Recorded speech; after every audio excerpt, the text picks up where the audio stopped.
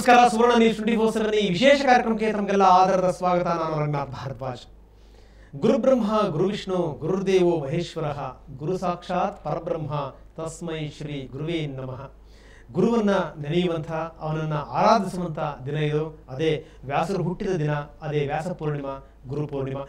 ಗುರುವನ್ನ ನೆನೆಯೋದು ಹೇಗೆ, ಅವನನ್ನ ಆರಾಧಿಸೋದು ಹೇಗೆ, ಗುರುವನ್ನ ಆರಾಧಿಸಿದರೆ, ಭಕ್ತಿಯಿಂದ ಪೂಜಿಸಿದರೆ ನಮಗೆ ಸಿಗುವಂತಹ ಫಲಾಫಲಗಳೇನೇನು, ಇವತ್ತಿನ ದಿನದ ವಿಶೇಷತೆಗಳು ಮತ್ತಿನ್ನೇನೇನು, ಇದಕ್ಕೆ ಸಂಬಂಧಪಟ್ಟಿರುವಂಥದ್ದೇ ಈಗಿನ ವಿಶೇಷ ಕಾರ್ಯಕ್ರಮ. ಅದು ಗುರು ಪೌರ್ಣಿಮಾ.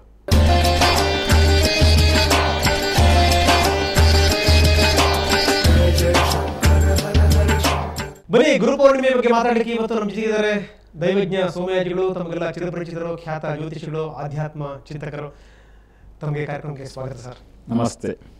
ಸಾಕಷ್ಟು ಮಾತಾಡೋಣ, ಆದರೆ ಅದಕ್ಕಿಂತ ಮೊದಲು ಕರ್ನಾಟಕದಲ್ಲೂ ಕೂಡ ಗುರುವಿನ ಪ್ರಭಾವವಿರುವಂತಹ ಹಲವಾರು ಕ್ಷೇತ್ರಗಳಿವೆ. ಕರ್ನಾಟಕ ಮಾತ್ರ ಅಲ್ಲ, ನಾವು ಪಕ್ಕದ ರಾಜ್ಯಗಳಿಗೂ ಕೂಡ ಹೋಗ್ತೀವಿ. ಗುರುವಿನ ದಯೆ, ಆ ಗುರುವಿನ ದೃಷ್ಟಿ ನಮ್ಮ ಮೇಲೆ ಬೀಳಿ ಅಂತ. ಅದು ಮಂತ್ರಾಲಯ ಆಗಿರ್ಬೋದು, ಶಿರಡಿ ಆಗಿರ್ಬೋದು. ಕರ್ನಾಟಕದಲ್ಲಿ ನಾವು ಮಾತಾಡೋದಾದ್ರೆ ಅದು ಗಾಣಗಾಪುರದ ದತ್ತಾತ್ರೇಯ ಆಗಿರ್ಬೋದು, ಶ್ರೀಧರ ಸ್ವಾಮಿಗಳ ಆವಾಸ ಸ್ಥಾನ ಆಗಿರ್ಬೋದು. ಬನ್ನಿ, ಅದರ ಒಂದು ಸುತ್ತನ್ನ ಮೊದಲು ನಾವು ಸುತ್ತ ಹಾಕೊಂಡು ಬರೋಣ. ಬನ್ನಿ.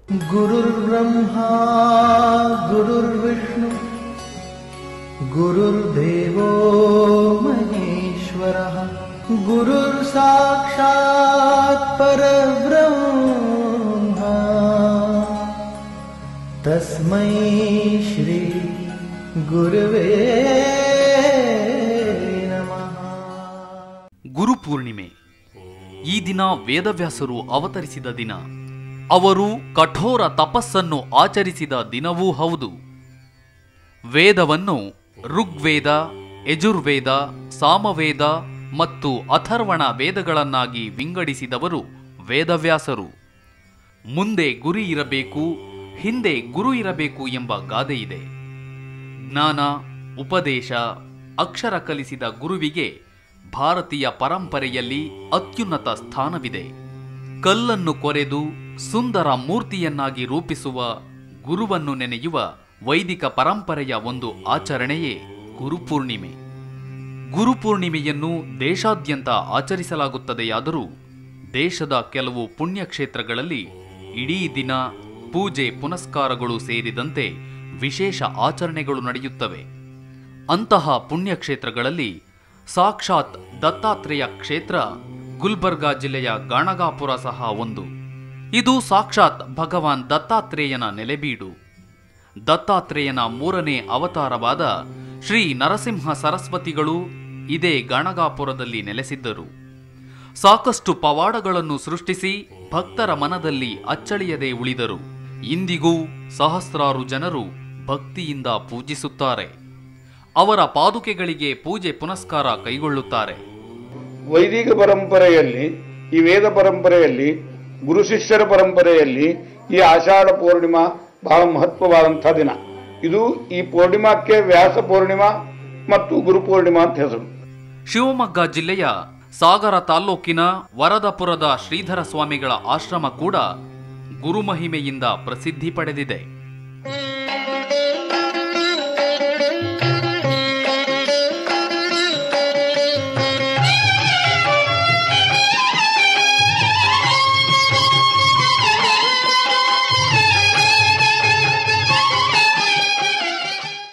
ಸಾವಿರದ 1951ರಲ್ಲಿ ವರದಹಳ್ಳಿಗೆ ಆಗಮಿಸಿದ ಶ್ರೀಧರ ಸ್ವಾಮಿಗಳು 1954ರಲ್ಲಿ ಶ್ರೀಧರಾಶ್ರಮ ಸ್ಥಾಪಿಸಿದರು.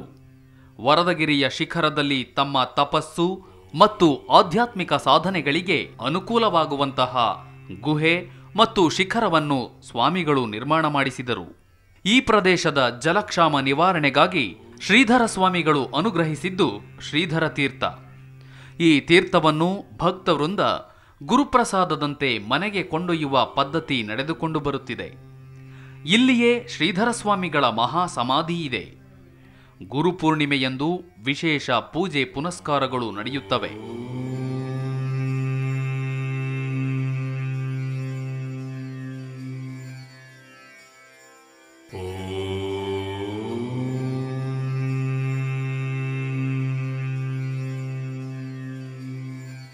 ಒಟ್ಟಾರೆ ಈ ದಿನದಂದು ಎಲ್ಲ ಗುರುಗಳನ್ನು ಸ್ಮರಿಸುವ ಆರಾಧಿಸುವ ಕಾರ್ಯಗಳು ನಡೆಯುತ್ತವೆ.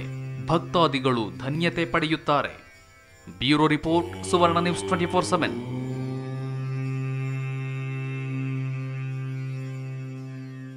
ಇದೆಲ್ಲದರ ಬಗ್ಗೆ ಮಾತಾಡಲಿಕ್ಕೆ ಇವತ್ತು ದೈವಜ್ಞ ಸೋಮಯಾಜಿಗಳು ನಮ್ಮ ಜೊತೆ ಇದ್ದಾರೆ. ಸೋಮಯಾಜಿಗಳೇ, ಇವತ್ತು ಗುರುಪೌರ್ಣಿಮೆಯನ್ನು ವ್ಯಾಸ ಪೂರ್ಣಿಮಾ ಅಂತ ಕೂಡ ಕರೀತಾರೆ. ಏನಿದ್ರ ವಿಶೇಷತೆ ಏನು? ಓಂ ಶ್ರೀ ಗುರುಭ್ಯೋ ನಮಃ. ನಾನು ಸಂಪ್ರದಾಯ ರೀತಿಯ ಈ ಬಗ್ಗೆ ಮಾತಾಡೋದಕ್ಕೆ ಮುಂಚೆ ಎಲ್ಲ ಕನ್ನಡ ಕುಲಕೋಟಿಯ ಪರವಾಗಿ, ಸಮಸ್ತ ಸುವರ್ಣ ವಾಹಿನಿಯ ವೀಕ್ಷಕ ಪ್ರಭುಗಳ ಪರವಾಗಿ ಸಂಕ್ಷಿಪ್ತದಲ್ಲಿ ಸಂಪ್ರದಾಯಬದ್ಧವಾಗಿ ಗುರುವಂದನೆ ಮಾಡ್ತೀನಿ. ಓಂ ಶ್ರೀ ಗುರುಭ್ಯೋ ನಮಃ. ಹಂಸ ಹಂಸಾಯ ವಿದ್ಮಹೇ ಪರಮಹಂಸಾಯ ಧೀಮಹಿ ತನ್ನೋ ಹಂಸಃ ಪ್ರಚೋದಯಾತ್. ಭಾರತೀ ಕರುಣಾಪಾತ್ರಂ ಭಾರತೀ ಪದಭೂಷಣಂ ಭಾರತೀ ಪಥಮಾರೂಢಂ ಭಾರತೀ ತೀರ್ಥಮಾಶ್ರಯೇ. ನ ಕರ್ಮಣಾ ನ ಪ್ರಜಯಾ ಧನೇನ ತ್ಯಾಗೇನೈಕೇನ ಮೃತತ್ವಮಾನಶುಃ. ಪರೇಣ ನಾಕಂ ನಿಹಿತಂ ಗುಹಾಯಾಂ ಬಿಭ್ರಾಜತೆ ತದ್ಧತಯೋರ್ವಿಶಂತೋ. ವೇದಾಂತ ವಿಜ್ಞಾನ ಸುನಿಶ್ಚಿತಾರ್ಥಾಃ ಸನ್ಯಾಸ ಯೋಗಾಧ್ಯತಯ ಶುದ್ಧ ಸತ್ವಾಃ. ತೇ ಬ್ರಹ್ಮಲೋಕೆ ತು ಪರಾಂತಕಾಲೇ ಪರಾಮೃತಾತ್ ಪರಿಮುಚ್ಯಂತಿ ಸರ್ವೇ. ದಘ್ರಂ ವಿಪಾಪಂ ಪರಮೇಶ್ವಭೂತಂ ಯತ್ಪುಂಡರೀಕಂ ಪುರಮಧ್ಯಸಗ್ರಸ್ಥಂ. ಯೋ ವೇದಾದೌ ಸ್ವರಃ ಪ್ರೋಕ್ತೋ ವೇದಾಂತೆ ಚ ಪ್ರತಿಷ್ಠಿತಃ.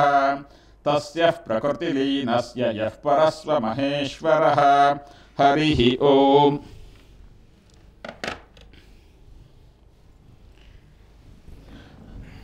ಸಮಸ್ತ ಪ್ರೇಕ್ಷಕ ಪ್ರಭುಗಳಿಗೆ ಆ ಗುರುವಿನ ಪರಿಪೂರ್ಣ ಅನುಗ್ರಹ ಸಿಕ್ಕಿ ನಿಮ್ಮೆಲ್ಲರ ಜೀವನ ಸಂತೃಪ್ತಿ ಮತ್ತು ನೆಮ್ಮದಿಯಿಂದ ಕೂಡಿರಲಿ ಅಂತ ಹೇಳಿ ಸುವರ್ಣ ನ್ಯೂಸ್ ವಾಹಿನಿಯ ಪರವಾಗಿ ಮತ್ತೊಮ್ಮೆ ಗುರುವಲ್ಲಿ ಪ್ರಾರ್ಥಿಸ್ತೇನೆ. ಹರಿ ಓಂ. ನೀವು ಪ್ರಾರಂಭದಲ್ಲೇ ಹೇಳಿದ್ರಿ, ಗುರು ಬ್ರಹ್ಮ ಗುರು ವಿಷ್ಣು ಗುರು ದೇವೋ ಮಹೇಶ್ವರ ಗುರು ಸಾಕ್ಷಾತ್ ಪರಬ್ರಹ್ಮ ತಸ್ಮೈ ಶ್ರೀ ಗುರವೇ ನಮಃ ಅಂತ. ನಮ್ಮ ಭಾರತೀಯ ಸಂಸ್ಕೃತಿಯಲ್ಲಿ ಗುರುವಿಗೆ ಬಹಳ ಮಹತ್ವವಾದಂತಹ ದೊಡ್ಡ ಸ್ಥಾನವನ್ನು ಕೊಟ್ಟಿದ್ದೀವಿ. ಒಂದು ಚಿಕ್ಕ ಉದಾಹರಣೆ ಹೇಳಬೇಕು ಅಂತಂದರೆ, ಒಂದು ಕಲ್ಲು, ಆ ಕಲ್ಲಿಗೆ ನಾವು ವಿಶೇಷವಾಗಿ ಮಹತ್ವ ಕೊಡಲ್ಲ. ಅದನ್ನು ಒಂದು ಸುಂದರವಾದ ಮೂರ್ತಿಯಾಗಿ ಕೆತ್ತಿದಾಗ ಪೂಜ್ಯ ಸ್ಥಾನವನ್ನು ಕೊಟ್ಟು ಪೂಜೆ ಮಾಡ್ತೀವಿ. ಒಂದು ಉದ್ಭವವಾದ ಕಲ್ಲಿಗೆ ಒಂದು ಬಟ್ಟೆಯ ರೂಪದಲ್ಲಿ ಇದ್ದಾಗಲೂ ಒಂದು ಸೈಜ್ ಕಲ್ಲು ರೂಪದಲ್ಲಿ ಇದ್ದಾಗಲೂ ಅಂತ ಮಹತ್ವ ಪಡೆಯಲ್ಲ. ಅದೇ ಕಲ್ಲನ್ನು ಶಿಲ್ಪಿ ಸುಡಿಯಿಂದ ಹೊಡೆದು ಅದಕ್ಕೊಂದು ಸುಂದರ ರೂಪ ಕೊಟ್ಟಾಗ, ಹಾಗೆ ಈ ಮನುಷ್ಯ ಜೀವನ ಅಂತಕ್ಕಂಥದ್ದು ಆ ಒಂದು ಬಂಡೆ ಥರ.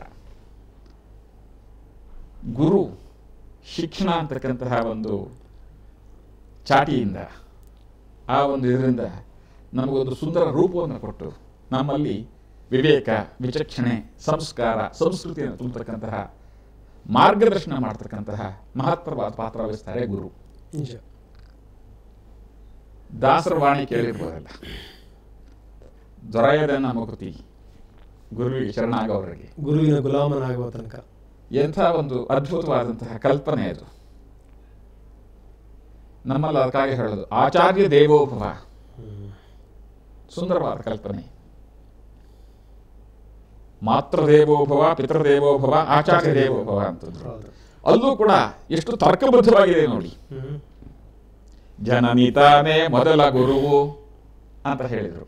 ಅಂದ್ರೆ ತಾಯಿ ಮೊದಲನೇ ಗುರು ನಮಗೆಲ್ಲರಿಗೂ. ಅದರ ನಂತರದಲ್ಲಿ ನಮಗೆ ಪ್ರತಿ ಹಂತದಲ್ಲೂ ಕೂಡ,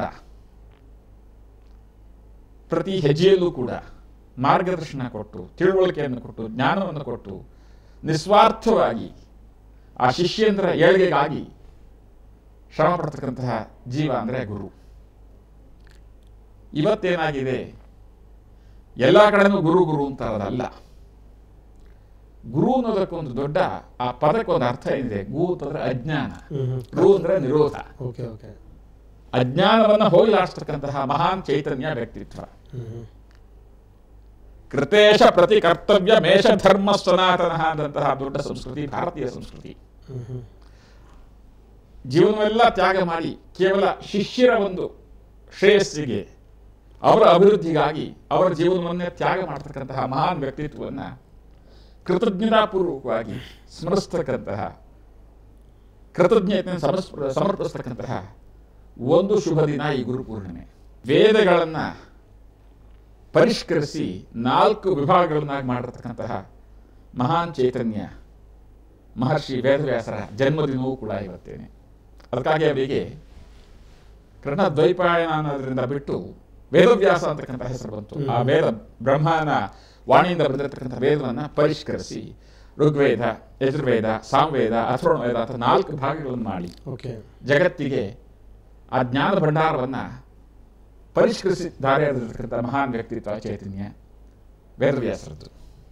ಜೊತೆಗೆ 18 ಮಹಾಪುರಾಣ, 18 ಮಹಾಪುರಾಣಗಳನ್ನು, ಮಹಾಭಾರತವನ್ನು ಜಗತ್ತಿಗೆ ಕೊಡುಗೆ ಕೊಟ್ಟಿರ್ತಕ್ಕಂಥ ಮಹಾನ್ ವ್ಯಕ್ತಿಯ ಜನ್ಮದಿನವನ್ನು ಸಾಂಕೇತಿಕವಾಗಿ ಒಂದು ಗುರುಪೂರ್ಣಿಮೆ ಅಂತ ಮಾಡ್ಕೊಂಡಿದ್ದೀವಿ.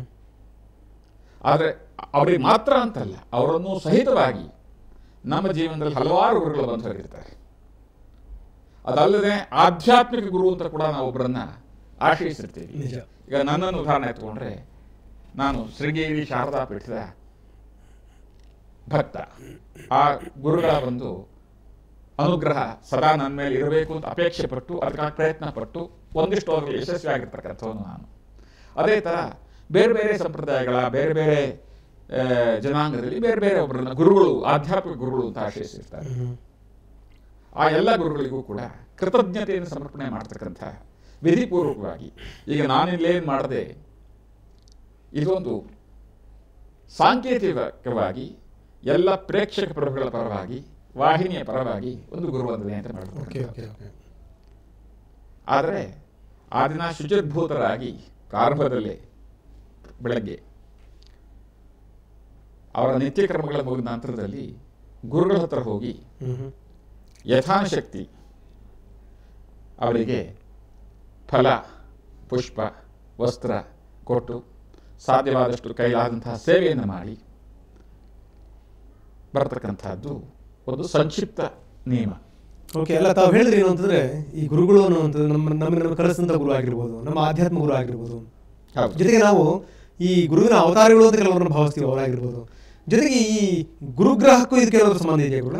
ಇಲ್ಲ, ಗುರು ದೇವಾಣಾಂಚ ಗುರುಣಾಂಚ. ಆದರೆ ಇವತ್ತು ನಾವು ಏನು ಆಚರಣೆ ಮಾಡ್ತಾ ಇದ್ದೀವಿ, ಆ ಗುರು ಪೂರ್ಣಿಮೆಗೂ ಆ ಗುರುವಿಗೂ ನವಗ್ರಹಗಳಿಗೂ ಸಂಬಂಧ ಇಲ್ಲ. ಇಲ್ಲಿರ್ತಕ್ಕಂಥದ್ದು ನಮ್ಮ ಜೀವನಕ್ಕೆ ಮಾರ್ಗದರ್ಶನ ಮಾಡಿರ್ತಕ್ಕಂತಹ, ನಮ್ಮ ಶ್ರೇಯಸ್ಸಿಗೆ ನಿಸ್ವಾರ್ಥವಾಗಿ ಶ್ರಮಪಟ್ಟು ನಮ್ಮನ್ನ ಈ ಭವಸಾಗರದಿಂದ ಮೇಲೆ ಎತ್ತಿರ್ತಕ್ಕಂತಹ ಆ ಗುರು ಚೈತನ್ಯಕ್ಕೆ ವಂದನೆ ಸಲ್ಲಿಸ್ತಕ್ಕಂತಹ, ಕೃತಜ್ಞತೆಯನ್ನು ಸಲ್ಲಿಸ್ತಕ್ಕಂತಹ. ಗುರುಗಳೇನು ನಿರೀಕ್ಷಣೆ ಮಾಡಲ್ಲ, ನೀವು ಬಂದು ನಮಸ್ಕಾರ ಮಾಡಿ, ದಕ್ಷಿಣೆ ಕೊಡಿ, ಬಟ್ಟೆ ಕೊಡಿ ಅಂತ. ಭಾರತೀಯ ಸಂಪ್ರದಾಯ ಕೃತಜ್ಞತೆ ಅಂತಕ್ಕಂಥದ್ದು ನಮ್ಮ ರಕ್ತದಲ್ಲಿ, ಭಾರತೀಯ ಪರಂಪರೆಯಲ್ಲಿರ್ತಕ್ಕಂತಹ ಒಂದು ದೊಡ್ಡ ಗುಣಗಳಲ್ಲಿ ಅದು ಒಂದು. ಅಲ್ಲ, ಈಗ ಯಾರ್ಯಾರು ಈ ವ್ಯಾಪ್ತಿ ಬರ್ತಾರೆ ಹಾಗಾದ್ರೆ, ಗುರುವಿನ ವ್ಯಾಪ್ತಿ ಬರ್ತಾರೆ? ಯಾಕಂದ್ರೆ ಕೃಷ್ಣನಿಗೆ ನಾವು ಹೇಳ್ತೀವಿ, ಕೃಷ್ಣ ಮುಂದೆ ಜಗದ್ಗುರು, ಮುಂದೆ ಜಗದ್ಗುರು ಅಂತಕ್ಕಂಥದ್ದು ಒಂದು ಪದ್ಧತಿ ಇದೆ. ಆದರೆ ಇಲ್ಲಿ ನಮಗೆ ಕೇವಲ ಧಾರ್ಮಿಕವಾಗಿ ಮಾರ್ಗದರ್ಶನ ಮಾಡತಕ್ಕಂಥ ಗುರುಗಳು ಮಾತ್ರ ಅಲ್ಲ, ನಿಮಗೆ ಗುರು ಅಂತ ಯಾರ್ಯಾರು ಅನಿಸಿರ್ತಾರೆ, ನಿಮ್ಮ ವೃತ್ತಿಗೆ ಸಂಬಂಧಪಟ್ಟಾಗಿರ್ಬೋದು, ವಿದ್ಯಾಭ್ಯಾಸದಲ್ಲಿ ಸಂಬಂಧಪಟ್ಟಾಗಿರ್ಬೋದು, ಬೇರೆ ಬೇರೆ ಒಂದು ಸಂದರ್ಭದಲ್ಲಿ ನಿಸ್ವಾರ್ಥವಾಗಿ ನಿಮಗೆ ಮಾರ್ಗದರ್ಶನ ಮಾಡಿ ನಿಮ್ಮನ್ನು ಸರಿದಾರಿಯಲ್ಲಿ ಶ್ರೇಯಸ್ಕರವಾಗಿ ತಗೊಂಡು ಹೋಗಿರ್ತಕ್ಕಂಥ ಎಲ್ಲ ವ್ಯಕ್ತಿಗಳಿಗೂ ಕೂಡ ಗುರುಸ್ಥಾನವನ್ನೇ ಕೊಡ್ತಾರೆ. ಆ ಎಲ್ಲ ವ್ಯಕ್ತಿಗಳು ಕೂಡ ಪೂಜ್ಯಾರ್ಹರು. ಇವತ್ತು ಅವರೆಲ್ಲರಿಗೂ ಕೂಡ ಅಭಿನಂದನೆ, ಕೃತಜ್ಞತೆಯನ್ನು ಸಲ್ಲಿಸ್ತಕ್ಕಂತಹ ಒಂದು ಶುಭ ಸಂದರ್ಭ ಇದು. ಆದರೆ ಇದಲ್ಲದೆ ಜಗದ್ಗುರುಗಳಿಗೆ, ಜಗತ್ತಿಗೆ ಗುರುಗಳು ಕೆಲವು ಪೀಠಾಧಿಪತಿಗಳು, ಶೃಂಗೇರಿ ಶಾರದಾ ಪೀಠವಾಗಿರ್ಬೋದು, ಧರ್ಮಸ್ಥಳದ ಗುರುಪೀಠವಾಗಿರ್ಬೋದು, ಅಥವಾ ರಾಘವೇಂದ್ರ ಸ್ವಾಮಿಗಳ ಪೀಠವಾಗಿರ್ಬೋದು, ವಿಶ್ವೇಶ್ವರ ತೀರ್ಥರ ಪೀಠವಾಗಿರ್ಬೋದು, ಅದೆಲ್ಲದಕ್ಕೂ ಕೂಡ ಕೃತಜ್ಞತೆ ಸಲ್ಲಿಸ್ತಕ್ಕಂಥ, ನಿಮ್ಮ ನಿಮ್ಮ ಭಕ್ತಿ ಭಾವಕ್ಕೆ ಯದ್ಭಾವಂ ತದ್ಭವತಿ, ಅಲ್ಲಿಗೆಲ್ಲ ಕೃತಜ್ಞತೆ ಸಲ್ಲಿಸ್ತಕ್ಕಂಥದ್ದು. ಅದಲ್ಲದೇನೆ ಕೆಲವಷ್ಟು ಗುರುವಿನ ಕ್ಷೇತ್ರ, ನೀವಾಗಲೇ ಹೇಳಿದ್ರಿ, ಗಾಣಿಗಾಪುರದ ಗುರು ದತ್ತಾತ್ರೇಯ ಕ್ಷೇತ್ರ, ಶಿರಡಿ ಸಾಯಿಬಾಬಾದ ಕ್ಷೇತ್ರ, ಇಂಥ ಕೆಲವು ಕ್ಷೇತ್ರಗಳು, ಅಲ್ಲೂ ಕೂಡ ವಿಶೇಷವಾಗಿ ಅವರನ್ನ ಅಲ್ಲಿ ದೈವ ಸ್ವರೂಪಿ ಅಂದ್ಕೊಂಡು ಪರಮಾತ್ಮನ ಒಂದು ಅವತಾರ ಅಂತ ಹೇಳಿ ಅಲ್ಲಿ ಹೋಗಿ ಪೂಜೆ ಸಲ್ಲಿಸ್ತಕ್ಕಂಥ ಒಂದು ಪದ್ಧತಿ ಇದೆ. ಎಲ್ಲ ಸ್ಥಳಕ್ಕೂ ಕೂಡ ಪೂಜೆ ಮಾಡ್ತಕ್ಕಂಥದ್ದು, ಗೌರವವನ್ನು ಸಮರ್ಪಣೆ ಮಾಡ್ತಕ್ಕಂಥದ್ದು, ಭಕ್ತಿಯನ್ನು ಸಮರ್ಪಣೆ ಮಾಡ್ತಕ್ಕಂಥದ್ದು ಈ ದಿವಸದ ಒಂದು ವಿಶೇಷ. ಮತ್ತಷ್ಟು ನಾನು ನಿಮಗೆ ಚರ್ಚೆ ಮಾಡ್ತೀನಿ. ಸೊ ನಾವು ಯಾರ್ಯಾರನ್ನ ಗುರು ಅಂತೀವಿ ಅನ್ನುವಂಥದ್ದು ಒಂದು, ಜೊತೆಗೆ ಅಂದರೆ ಕರ್ನಾಟಕದಲ್ಲಿ ಯಾವ್ಯಾವ ಗುರುಸ್ಥಾನಗಳಿದ್ದಾವೆ ಅನ್ನುವಂಥದ್ದು, ಗುರುವಿನ ಆರಾಧನೆಯಿಂದ ಏನು ಲಾಭ ಅನ್ನುವಂಥದ್ದು ಕೂಡ. ಸೊ ಇದೆಲ್ಲದರ ಬಗ್ಗೆ ಚರ್ಚೆ ಮಾಡೋಣ. ಅದಕ್ಕೆ ಮೊದಲು ಸಣ್ಣ ವಿರಾಮ.